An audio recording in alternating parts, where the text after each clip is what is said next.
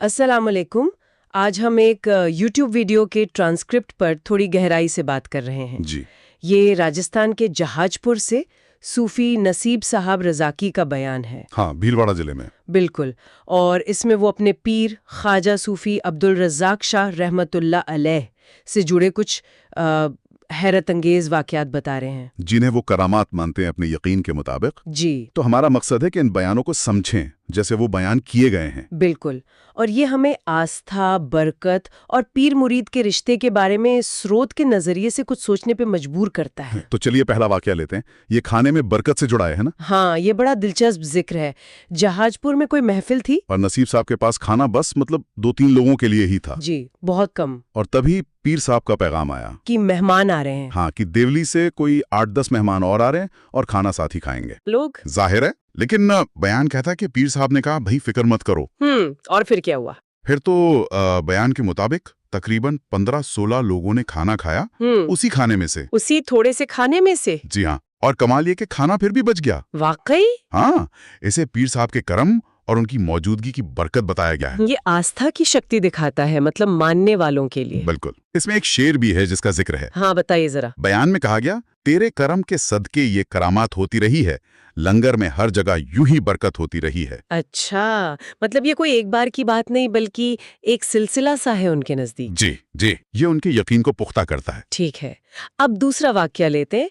ये उनके कारोबार से जुड़ा है। हाँ, ये भी अहम है। नसीब साहब पहले प्रॉपर्टी का काम करते थे, उस प्रॉपर्टी के काम में जाना चाहिए। अच्छा, सीधी हिदायत। हाँ, एक तरह से।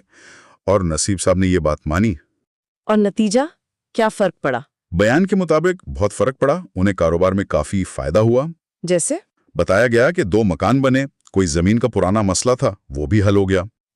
और नसीब साहब इसका सारा क्रेडिट, सारा श्रेय अपने पीर साहब से अपनी निस्बत मतलब अपने जुड़ाव को देते हैं। ये दिलचस्प है कि यहाँ पीर की भूमिका दुनियावी मामलों में रहनुमाई की भी है। बिल्कुल। और उनका यकीन इस शेर से जाहिर होता है जो बयान में है, मैं क्या था और तुमने मुझे क्या बना दिया, मुझे खाक से उठाकर सुल्तान बना दिया। सुभान अल्लाह, मतलब गहरा एहसास है कि पीर से जुड़कर जिंदगी बदल गई। जी, रूहानी भी और दुनियावी भी उनके नजरिए से। चलिए अब वो तीसरा वाकया जो शायद सबसे ज्यादा हैरान करने वाला है। हाँ, 2012 का नसीब साहब के बच्चों की शादी का। उन्होंने दावत दी अपने पीर साहब को, लेकिन वो तो उस वक्त अजमेर शरीफ में थे, उर्स में। जी बिल्कुल। पीर साहब ने कहा भी कि वो उर्स में होंगे, लेकिन साथ में ये भी जोड़ा कि इंशाल्लाह शिरकत करेंगे। अच्छा, वादा किया? हाँ। अब शादी वाले दिन जहाजपुर में नसीब साहब के कुछ रिश्तेदार। जैसे कौन?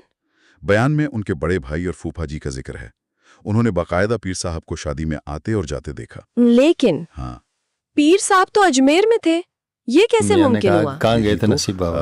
करामात का पहलू है इस बयान में। नहीं, तो फिर पता कैसे चला कि वो अजमेर में ही थे? बाद में जब मैंने बताया, मैंने कहा पीर साहब के ड्राइवर को फोन किया, घर पे गया तो था, ड्राइवर ने मेहमान आ confirm रहे हैं, किया भी कि पीर 5-7 साहब तो आदमियों ने पूरे उन्होंने भी वक्त खाना नहीं अजमेर खाया शरीफ में ही और महफिल मेहमान में भी थे। आ रहे हैं। एक ही वक्त में अजमेर में भी और जहाजपुर में भी। जी, तो इसलिए मैं स्रोत इसे पीर साहब की रूहानी ताकत बताता है, वादा निभाने का तरीका। कोई दिक्कत नहीं है, आप लेकिन वो बना ली तो आप फ्रिज में रख देना। हाँ, इसे सुबह तय खाएंगे। मकानी से जोड़कर देखा मैं जा सोच रहा हूँ, मैंने कहा सकता है। सब्जी तो मतलब बहुत एक ही कम वक्त लग में रही, कई 2-3 जगह आदमी मौजूद होंगी। होना। ये तो आदमी वाकई 10-15 आदमी आस्था की खाएंगे इंतहा कहाँ से? है, जहाँ लेकिन जब शायद हमारा लॉजिक काम ना करे। महफिल खत्म हुई, मानने वालों के लिए सबने पीर की खाना असाधारण खाया, पहुंच का सबूत है। बयान में इस पर भी एक शेर है। बुजुर्ग क्या का है? करम था, बज़ाहिर वो जहां भी रहा हो, मेरे मियाँ का मगर करम जहां था चाहा कि वही मतलब जलवा 15 मिला आदमी 16 आदमी वाह। निपटने के बाद में मतलब भी रूहानी सब्जी मौजूदगी, उतनी की उतनी बची जिस्मानी हुई थी। हदों की पाबंद नहीं। सही कहा। मतलब बयान जिंदा करने वाले करामात के लिए थी उनकी। पीर के वादे की सच्चाई और उनकी ताकत का प्रतीक है। तो आज हमने सूफी नसीम साहब रज़ाकी के बयान से ये 3 अहम वाक़यात सुने। जी, खाने में बरकत, कारोबार में तरक्की, और ये एक ही वक्त में 2 जगह मौजूदगी वाली बात। और इन सब का श्रेय वो अपने पीर साहब से अपनी गहरी निस्बत को देते हैं। ये वाक़या जैसे बयान किए गए हैं, दिखाते हैं कि कैसे किसी का गहरा यकीन और तजुर्बा उसकी रूहानियत की समझ को शक्ल देता है। हाँ, ये सिर्फ किस्से नहीं रहते बल्कि आस्था, भरोसे और पीर मुरीद के रिश्ते की जीती जागती मिसाल बन जाते हैं उनके लिए। और ये हमें सोचने पर मजबूर करता है कि इस तरह के बयान कैसे न सिर्फ एक इंसान को बल्कि शायद पूरे समुदाय की आस्था को पीढ़ी दर पीढ़ी जिंदा रखते हैं। बिल्कुल, ये अपने आप में एक अहम नुक्ता है गौर करने के लिए।